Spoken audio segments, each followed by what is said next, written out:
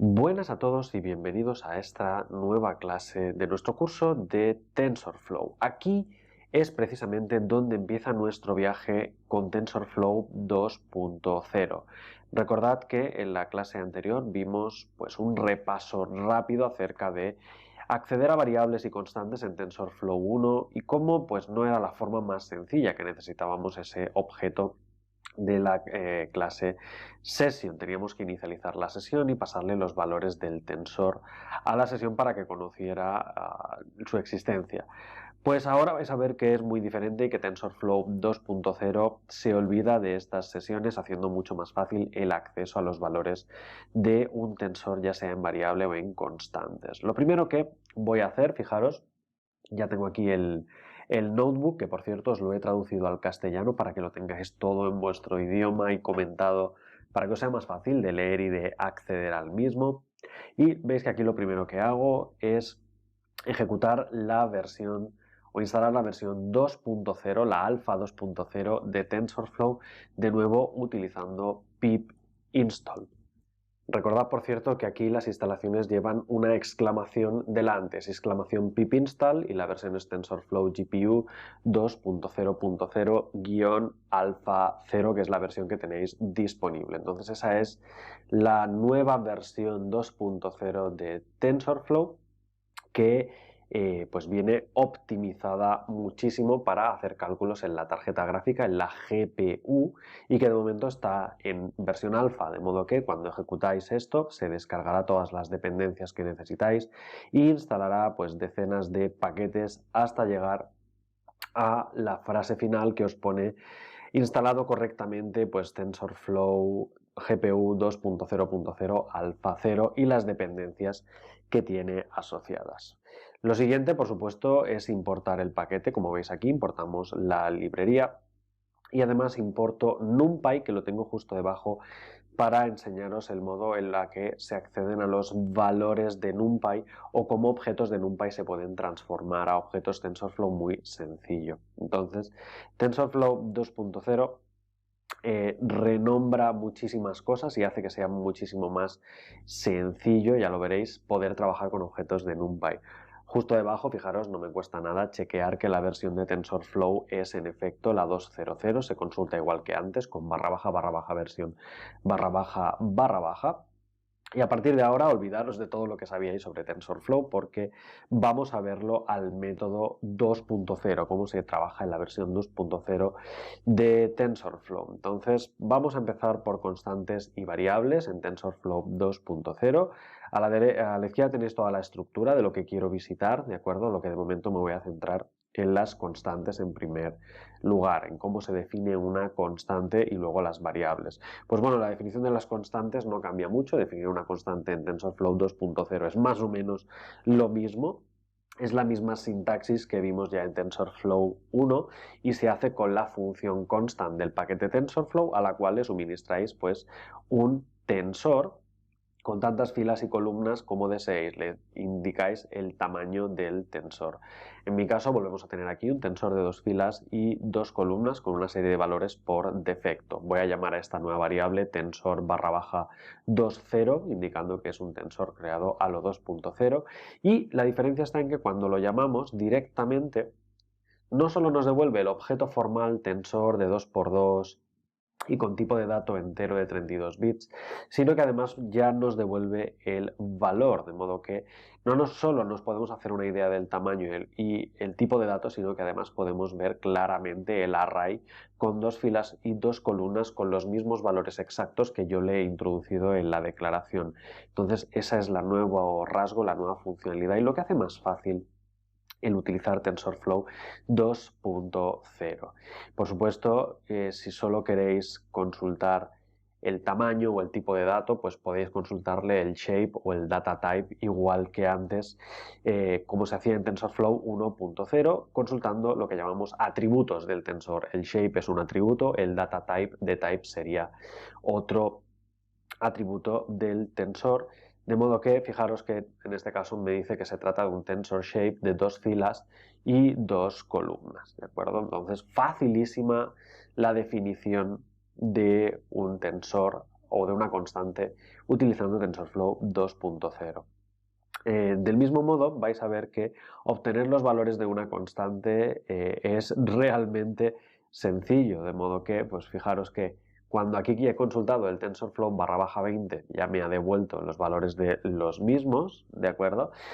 Junto con el shape y el data type. Si yo solo quiero acceder a información de los valores que contiene, pues lo único que tengo que hacer es consultar el NumPy, como podéis observar, el NumPy del objeto. Entonces, fijaros que obtener los valores directamente desde una constante de TensorFlow con NumPy sin necesidad de usar una sesión es la nueva forma de obtener un array de NumPy, fijaros, con 2 filas y 2 columnas y tipo de dato entero. Por tanto, al final es cómo acceder a una propiedad o invocar un método sobre un objeto TensorFlow. Entonces, la consulta de los valores es directa sin necesidad de pasar por una sesión.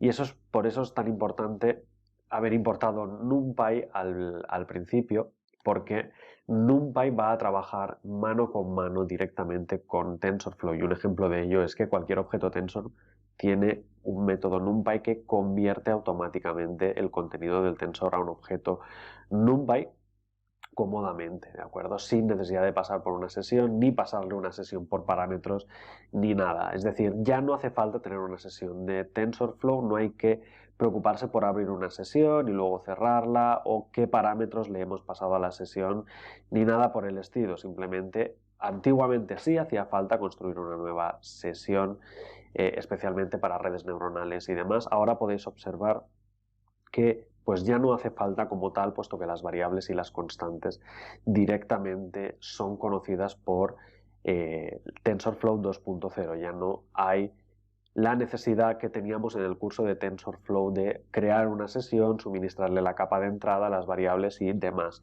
Esta es una de las grandes diferencias de TensorFlow 2.0 y sobre todo la base de cómo ha cambiado esta librería, pero por supuesto habrá más diferencias cuando se trata de construir redes neuronales. Pero si de un objeto tensor se pueden obtener los objetos NumPy o podemos consultar la información a través de NumPy, ¿se puede convertir un array de NumPy directamente a un tensor sin necesidad de hacer absolutamente nada? Y la respuesta es, por supuesto que sí, se puede convertir simplemente un objeto NumPy array con número de filas y columnas que queráis, los que ya conocéis del curso de estadística o del curso de Machine Learning. Simplemente NP es el shortcut, es el namespace, es el alias que le he dado a la librería de NumPy. Fijaros que a TensorFlow le doy el alias TF y a NumPy NP, pues fijaros que aquí creo un array de NumPy compuesto por 2 filas y 2 columnas en la forma estándar en la que se crean los valores en su interior, simplemente con estos dobles corchetes. Cada corchete indica una fila y cada uno de ellos filas en su interior, por tanto es un objeto clásico de NumPy, un array de NumPy. Pues fijaros que automáticamente ese array de NumPy se puede convertir a tensor utilizando la misma sintaxis tensorflow.constant, donde en lugar de pasarle una lista, como le pasaba en el primer caso, ahora le paso directamente un objeto de NumPy. Entonces, esta función, de nuevo, tomará no una lista, sino un array de NumPy, y eso significa que tenemos la misma forma de crear objetos de TensorFlow, pero utilizando diferentes conceptos subyacentes, las listas de Python o los tensores en un lado, o los arrays de NumPy en otro lado. El resultado, pues podéis imaginar que será exactamente el mismo que teníais, puesto que son equivalentes los arrays de NumPy o las listas de Python. Entonces, esto es la forma nueva en la que se inicializan los objetos. Incluso podéis ver que pues, la shape o el tamaño es el mismo, el tipo de datos sigue siendo entero y en este caso pues, el contenido NumPy o el array de información subyacente es exactamente el mismo. Entonces ese es uno de los nuevos rasgos de TensorFlow 2.0 que vale la pena conocer. Y para las variables, bueno, pues realmente definir una variable sigue siendo exactamente lo mismo, se invoca a la clase, ya no al método, a la clase variable de la librería TensorFlow y en el interior se le suministra pues un array o una lista de información, ya sabéis, con dobles corchetes, cada uno de los corchetes contiene una lista de información, de modo que es un array de nuevo bidimensional en filas y columnas, y en este caso lo guardo en la variable tf2 barra baja variable. Y fijaros que de este modo, cuando yo consulto la nueva variable, la información que sale es exactamente la misma. Fijaros que sale TensorFlow Variable, ya no constante. Shape, tenemos 2 filas y 3 columnas, y el tipo de dato es flow, puesto que le puse la coma del número decimal. De nuevo, si solo queréis el dato de dentro del tensor, no queréis la información que le rodea, como el shape o el data type, podéis consultar los valores que contiene la variable con la misma función NumPy que os enseñé antes. Ya no hace falta sesión, ya no hace falta nada, simplemente a la variable le invocáis el método NumPy y este os devolverá el contenido del mismo, en este caso un array que contiene los valores 1, 2, 3, 4, 5, 6 con el tipo de datos flow, de modo que es mucho más fácil que antiguamente. Y fijaros que ya no solo nos permite leer y consultar valores, sino que una pequeña ayuda, y es que a veces en el proyecto os hará falta asignar, cambiar un valor de una variable, cosa que en una constante evidentemente no podéis. La constante no cambia de valor nunca. Por ejemplo, el número pi siempre será el número pi.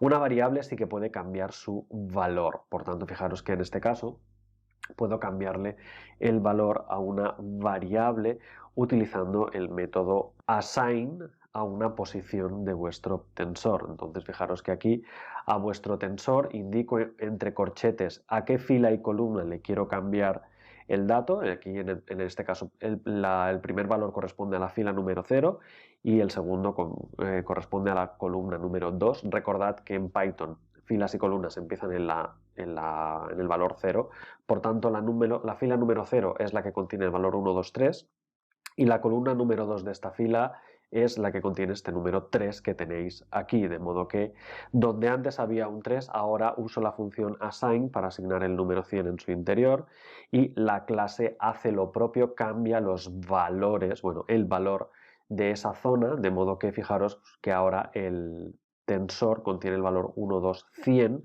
4, 5, 6, ¿de acuerdo? Entonces se ha cambiado el valor de la primera fila, tercera columna, se ha reemplazado el número 3 ahora por el número 100. Y lo bueno es que pues no tenéis que recordar todas estas instrucciones. Evidentemente recordarlo todo sería complicado a menos que uséis TensorFlow en vuestro día a día. Pues yo os regalo con el curso acceso a todos los notebooks, y los notebooks sabéis que podréis venir aquí en archivo, hacer una copia en vuestro Google Drive o en un GitHub, como queráis, para utilizarlos para vuestro día a día, de modo que los podéis clonar, os lo podéis llevar a vuestro ordenador y tener acceso a toda la información que os estamos brindando en este curso. De modo que cuando tengáis un proyecto siempre podréis acceder rápidamente a todas las funciones y todos los métodos y algoritmos que iréis viendo en este curso de TensorFlow 2.0. Ya por último, fijaros que después de hacer la asignación, evidentemente, cuando yo consulto tf2 variable, pues en la primera fila, tercera columna ya no hay un 3, sino que hay un 100, de modo que ha habido un cambio directamente en la posición. La función assign asigna, modifica esa posición y queda persistido el cambio. De modo que ahora ya conocéis la diferencia entre TensorFlow 1.x y TensorFlow 2.0 en términos de constantes y de variables. Y vamos a finalizar esta sección con estudiando algunas de las operaciones que se pueden llevar a cabo con tensores, puesto que no son diferentes entre la versión 1 y la versión 2 de TensorFlow. Fijaros que cuando nosotros tenemos unas constantes y demás, pues podremos multiplicar, sumar, hacer operaciones, que será lo mismo que ya ocurría en TensorFlow 1.0, de modo que será interesante cuando luego vayamos a estudiar las redes neuronales y ver las operaciones entre capas, cómo se suman las capas o se multiplican o aplicamos una convolución. Veréis que es realmente sencillo y que TensorFlow ha simplificado muchísimo la forma en la que poder trabajar con los tensores.